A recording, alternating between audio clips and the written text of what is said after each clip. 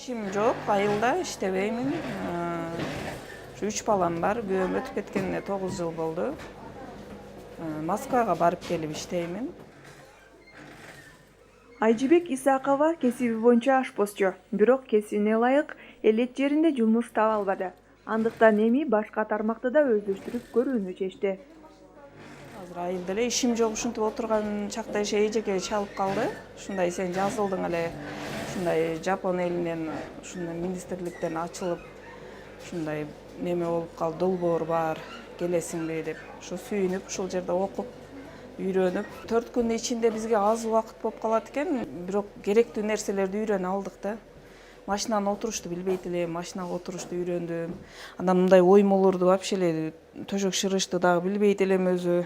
Ушуларды үйрөндүм. Мына оймол кыркычты, ушуларды кантип бастырып тигишти, ушуларды үйрөндүк. Ош облусуна караштуу Араван районунун жашоочуларынын дээрлик 70-80% айыл чарбасы жана багбанчылык менен алектенет. Аялдар да жазгысын талаада эмгектенсе, кышкысын бекер калышат. Тигүүчүлүктү үйрөнүүгө жумушсуз отурган 20 кыз келиндер чакырылган. Кече ушул мына азыркы эле немеде фартук тигип өз берке наркы группага 50 сомдон сатышты. Эң жөнөкөй. Өздөрүнө мал байлаганга жип өрүп үйрөнүп, ар бирден жип магазинден жип алып келишти, өрүп үйрөнүштү. Аябай ыраазы болуп атат.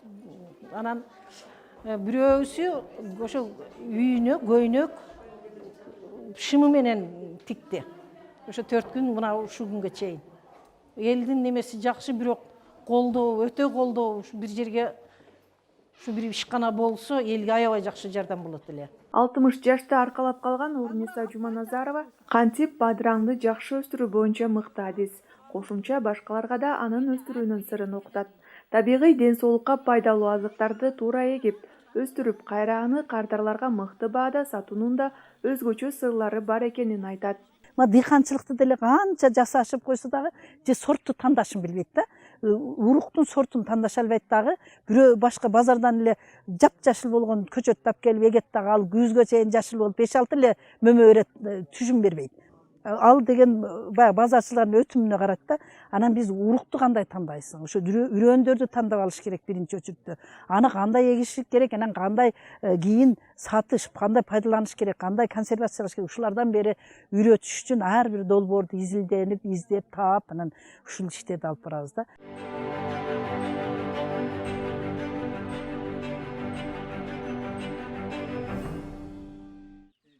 Бөдөнөнү эркектер гана багат десеңиз жаңылышасыз. Жумуш жок деп бекер отурбай, Азада Ризаева бөдөнө өстүрүп көрүүнү чечкен. Өз балдарына пайдалуу азык жана үй тиричилиги үчүн керектүү каражатты бөдөнө менен жумуртка сатып табат. 30 бөдөнөсүнөн күн сайын 20-25 дана жумуртка алат. Унчалык иш харакат. Анчалык көп эмгекти талап кылбайт. Өтө деле кыйынчылыгы жок. Аз эле жерди ээлейт. Карап эле коесуң. Суусун тез-тез алмаштырасың. Данын карап алмаштырып, тез-тез түбүн тазалап туруу зарыл. Өтө деле оор иш эмес. Көбүрөөк жаш балдарга иммунитетти көтөрүүгө, тамак ооруга, анан карыяларга иммунитетти көтөрүүгө, буту ооругандар алып турушат. Бөдөнө негизи бардык эле жерге дары. Hamma yoqqa foydali bedanani.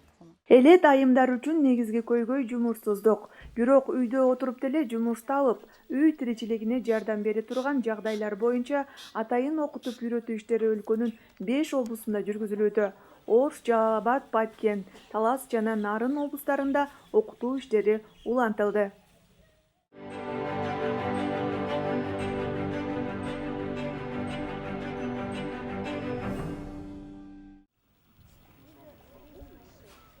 Табияты тоолуу, шарты катал Нарын облусунда айымдар үчүн жумуш табууда орчундуу көйгөйлөрдүн бири.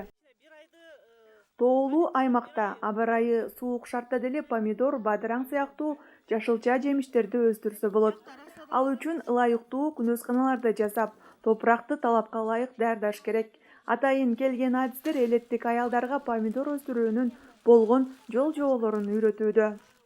Мурун бул жерде жашылча өстүрүп көргөн эмес. Помидор менен бадыраң капуста өскөн эмес. Булар картошка, сайыз, кызылча гана өстүрүшчү.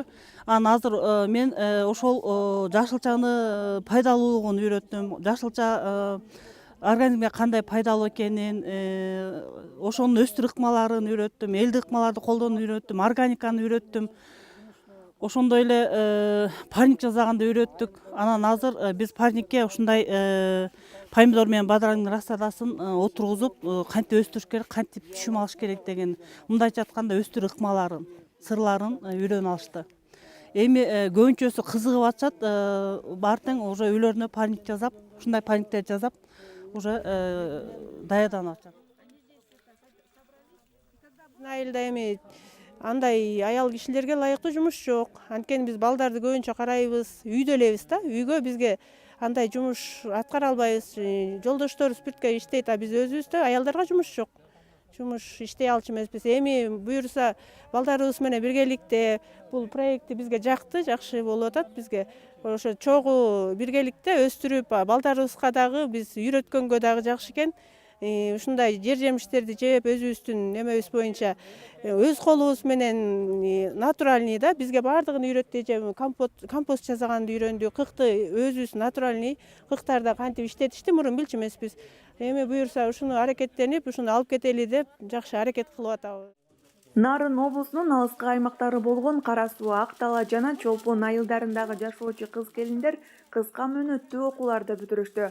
Анын негизинде ар бир жумушсуз аялдар өз жөндөмдөрүнө жана кызыгуусуна ылайык ар түрдүү тармактарды тандап алышкан. Мурун баарыбыз эле иштебей эле үйдө отурган айымдар болчубуз. Анан бул инициатива бизге деген Япониядан грант келип, бизге жардам берип, анан окуткан. Биз 4 күн окуганбыз. Биз атайын ушу кулинария жагын тандап алганбыз. Анан ошол гранттан баштап биздин эле кызыгуубуз күчөп баштады. Эмнеге эл жасаганды биз жасай албайбыз? Мисалы үчүн муну сатып жечүбүз. Кучкорго барып сатып келип жечүбүз. Анан жасап көрөлү деп жасап баштадык. Эми буюрса ишибиз жакшы, жүрүшүп калдык. Эми бизден деле заказ эми такай эле боло бербейт. Анда-санда заказ болуп калат. Заказ болгондо көбүрөөк жасайбыз. Жакшы эле болуп калат. Эми заказды айылдын ичи эле берет бизде. Сыртка чыга элекпиз айылдан. Пока айылдын ичин камсыз кылып атабыз. Анан мындай бирин-серин келип бала бакыра кекс алып кетет. Келиндер келип айылга бараттык эле же үйдөн жейли деп сатып алгандар болот. Ошентип элеттик жумушсуз олтурган аялдарда дагы аракеттер пайда болуп жатат. Ал эми айрымдары төшөк жууркандарды тегешип, кыздар үчүн сеп тигүүгө өтүшкөн. Азыркы куруп аткан шешептерибиз, журкандарыбыз, курак төшөктөрүбүздү элге тартуулап атабыз. Буюрса заказ алып, элден жакырчылыктан чыгуу үчүн сатыш үчүн, андан дагы мээде азыр кыз-келиндер да бар, пособие албаган келиндер бар, иштебеген келиндер бар.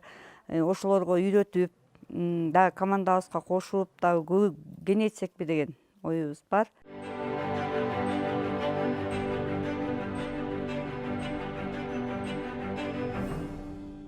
Элет жериндеги жакырчылыкты жоюуга багытталган долбоорго тартылгандардын дээрлик баарысы жумушсуз отурган кыз-келиндер. Өзгөчө гендердик теңчиликке жеткирүү жана аялдардын эркектерге болгон көз карандуулугун жоюу багытын көздөйт.